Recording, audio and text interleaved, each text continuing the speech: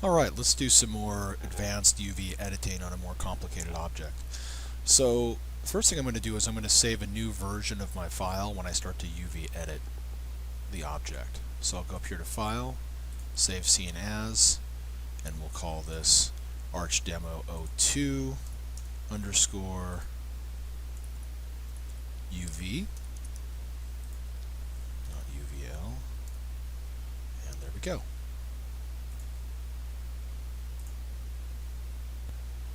And one other little trick, I'm going to turn on wireframe on shaded up here in my view menu. This is just this little icon up here so we can see our faces more easily.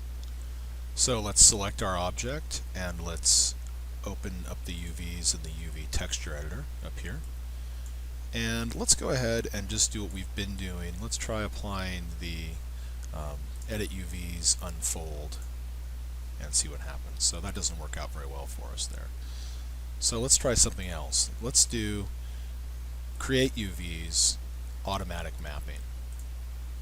And what that's going to do is it's going to give us these 6 planes that match a cube, and it's going to find the best ones to apply to each side. So that'll give us a pretty good start, as you can see here as we zoom in on that. Okay, so let's go ahead and edit these UVs a bit here. The first concept I want to introduce you to is the idea of a UV shell. And a shell is just a connected set of UVs. So these are all cut into separate pieces. Each of these separate pieces is what is known as a UV shell. And to demonstrate that, I can use this tool up here, which is called the Move UV Shell tool, right up here. I can click on that, go down here, and it automatically selects all the UVs in each shell. So that's what a UV shell is. Now, just to give us a reference, let's go ahead and add a checker texture to our object, material. Forgot to do that at the beginning. So I'm going to go here to Object Mode, select the object, right-click, and choose Assign New Material. And I'll just put a Lambert on there, and then I'll go over here to the color channel of my Lambert, and I'll click on the checkerboard, select File, and then go to the folder over here and open up my checkers 512, and voila, we have that. And just to remember, you need to have this button checked up here, the little checkerboard ball, or else your textures will not show up in the window. So we have our checkers on there. Doesn't look too terrible actually, but we're going to do some more editing on this map to make it look extra special. So to bring my UVs back, I just select the object again, and here we are. And then I'm going to use this dim texture so that we can see better what we're doing out here. And I might actually just turn it off for right now. You can do that here. This toggles the texture on and off. Now we still have the UV shell tool selected up here, and it's kind of acting a little funny. So to get it back, I need to switch to UVs, and now the UV shell acts appropriately. I just wanted to take a second to let you know that the UV shell tool is a bit buggy. It can cause crashes if you're not in the right component mode, if you're trying to do something in edges and you still have that UV shell tool selected. So let me show you another way to select shells. So to get out of the Move UV Shell tool, we need to choose a different tool. So I'll just choose the good old-fashioned Move tool, or hit W. And now if I select a UV here on this shell, I can right-click on it and then choose Select Shell. And it'll select from a single UV or several UVs. You can make different selections that way as well. So you don't always have to use the Move UV Shell tool. And when you do use the Move UV Shell tool, remember that it can cause crashes once in a while when you least expect it, so save your work. So let's manipulate these UVs a little bit. So I'm going to go back out here to the geometry mode. I want to be selecting the front of this. So let's see. This looks like the front is this one over here. So, and if I select some of this geometry here, you can see it's showing up out here in my view. So I'm going to go ahead and get back to the Move UV Shell tool and click out here. So I've got this whole shell, and I'm going to rotate the UVs using these nice little red arrows, and you can move this over here. So at this point, I'm not worried about how these things fit into the UV square. You can just move them around. And I'm going to do the same thing, select this shell, and let's rotate that around. That's the back. Okay. And just to get things kind of consistent, I'll do the same with this.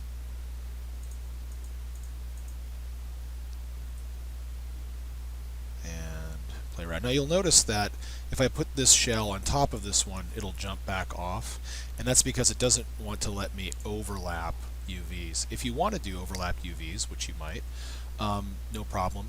If you double click on this tool, it will open up your tool settings here, and you can turn off the prevent overlap button. So maybe I'll do that right now, and then I can just close that back up. Alright, now I can overlap UVs. I can just kind of put this stuff around. I'll make sure these don't overlap when I finalize them, but not worried about it right now. Alright, I'm also not going to be too worried about the bottoms of the arch at this point, so I'll kind of pull those out of the way. But what I want to do now is I want to apply a different kind of mapping to these interior faces of the arch.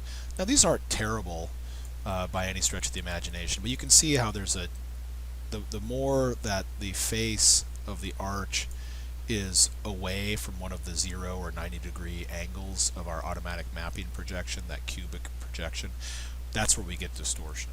So is around here in these faces that are at angles to the projection planes. So what we're going to do is we're going to select all of the faces that are kind of in this cylinder form, that are close to a cylinder, and we're going to map these separately using a different kind of a projection. Whoops. So I'm holding down the Shift key, and if I accidentally select something like that, I can just hold down Shift and click it again. That's my dog barking at me. He wants to go outside. Alright, so I think I've gotten, yeah, that's all the faces we need to worry about there. Alright, hold on, let me let my dog out. Okay, so you can see, whoops, undo. Alright, you can see how those faces that we've selected correspond here to our map, and these are all cut up into separate pieces. So what we're going to do now is we're going to do a cylindrical UV projection on these faces, and only these faces. So how do we do that? We go up here to Create UVs, Cylindrical Mapping. Okay, so this does not look great. We've got some really distorted UVs out here that don't really match up at all, and you can see the distortion on the faces there. So you'll notice that when we did cylindrical mapping, we got a cylindrically shaped gizmo out here that shows the orientation of the mapping projection. So right now it's projected up and down, and we need to project this horizontally through here. So what we can do is we can do this a couple of ways. You've got a little T here. You can click on that T, and then you'll have this little universal manipulator here. If you click on the circle but don't move it, it will change this to a rotation axis, and you can just move the cylinder around like that, and you can see how the UVs adjust there in our UV texture editor view. I'll undo that. The other thing we could do is go over here to the polycylindrical projection node in our attribute editor, and we can do a rotation. So we can rotate that on the x-axis 90 degrees, and it will do it there. Whoops, kind of more uniformly. Alright, now you notice we have a seam here, and that's because the cylinder is half a cylinder and it's oriented in exactly the wrong direction on the vertical axis there, so we need to flip this around. I think I can just do that by going over here and doing rotate -90, and now it is we've gotten rid of the seam and our cylinder is rotated the way we want. Now, one last bit of distortion here. You can see how we've got stretching on the corners, and you can see how the cylinder is oriented up here, our half cylinder. So what we could do is probably just click on our T so we get the move, and we can just kind of move this down so it fits better. And I'll maybe check this in the front view. It might be a little easier. Yeah, you can see, so it just goes in and pretty much fits right there where we want it. And we should have, whoops, a much cleaner map. That looks good. And now the last bit here, as you can see, these are distorted this way, so we just need to scale these in whichever direction it takes to make them square. Oops. And there we go. That's a little bit, just maybe like that. Alright, pretty good. And now we've got nice clean squares that way. Yeah, it might need a little bit more tweaking. That looks a little bit better. So you can adjust away. And there we go. And if we want to make these match up in scale to the rest, you know, we can just go in here. I'll hit R for scale. And UVs.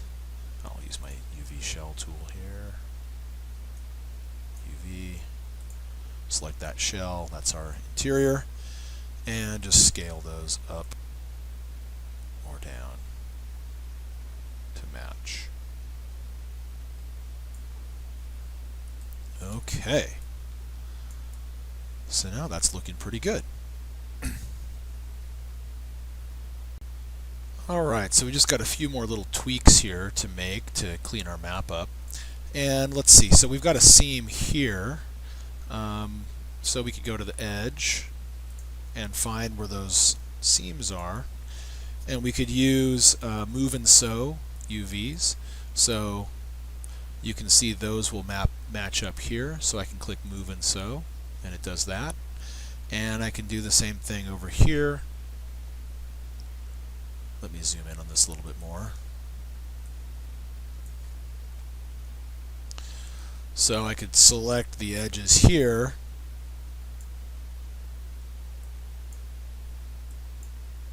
And you can see they match up here for that seam. And I'll use this tool here, which is move and sew.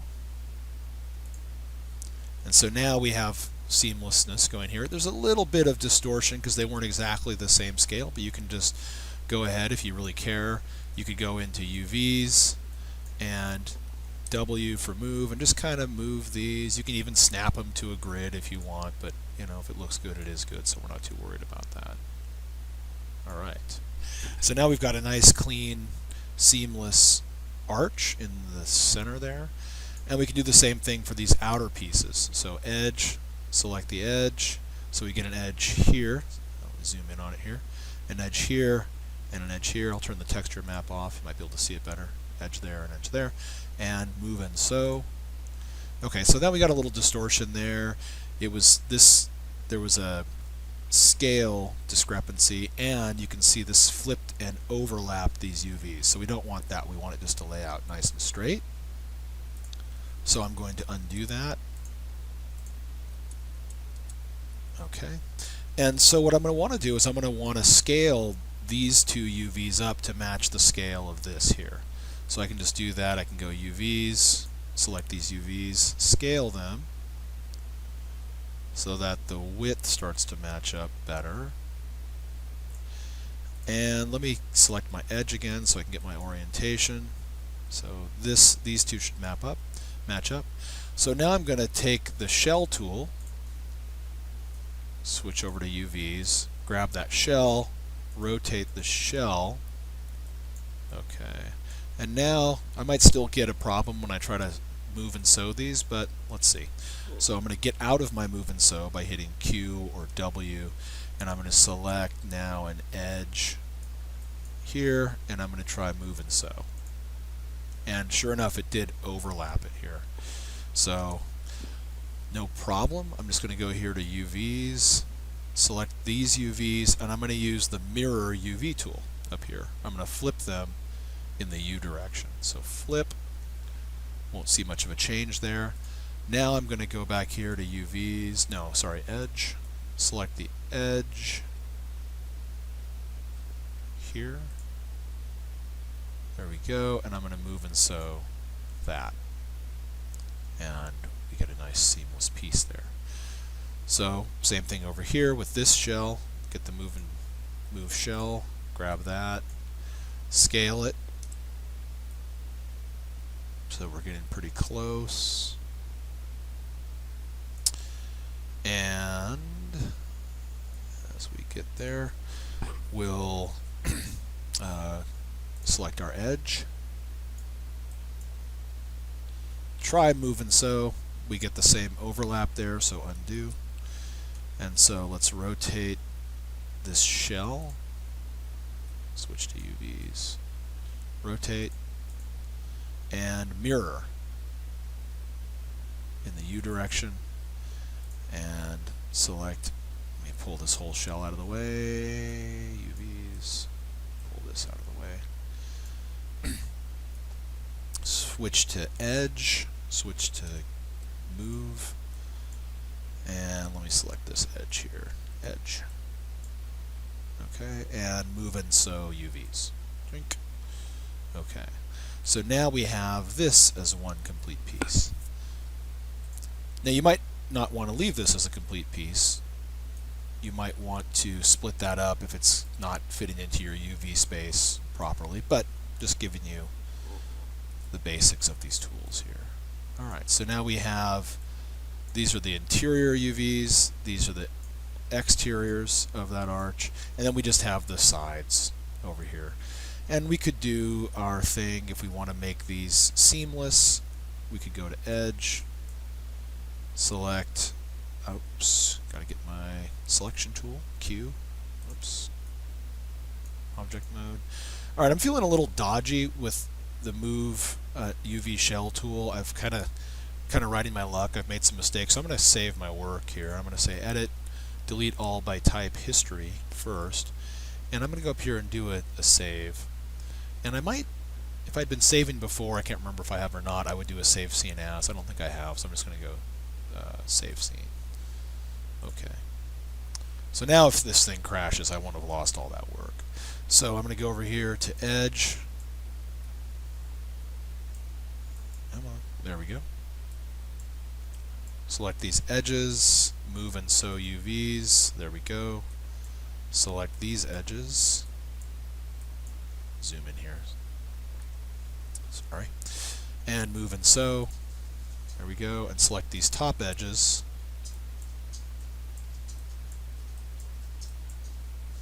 and move and sew those. Okay. So now we have just a few shells that we can start to fit into our texture space here. So we'll go UVs, we'll get our move shell tool, and we'll start to lay these out the way that we want them.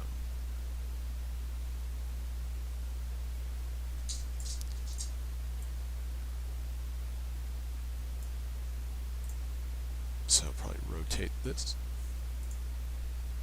to fit better. And I might want to go ahead and split this at the top here, if I feel I could get away with a seam there at the top, or I might want to just split it down here, depending on what I'm trying to do, where I feel is best. Or, oh, there's my dog again, hold on. So my choice is basically, I can handle this a couple ways. I can either go in and, I could rotate these. Whoops, missed one.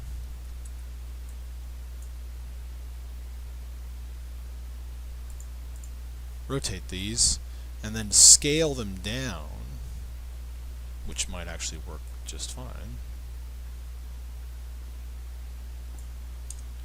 And just get those to fit into our texture space.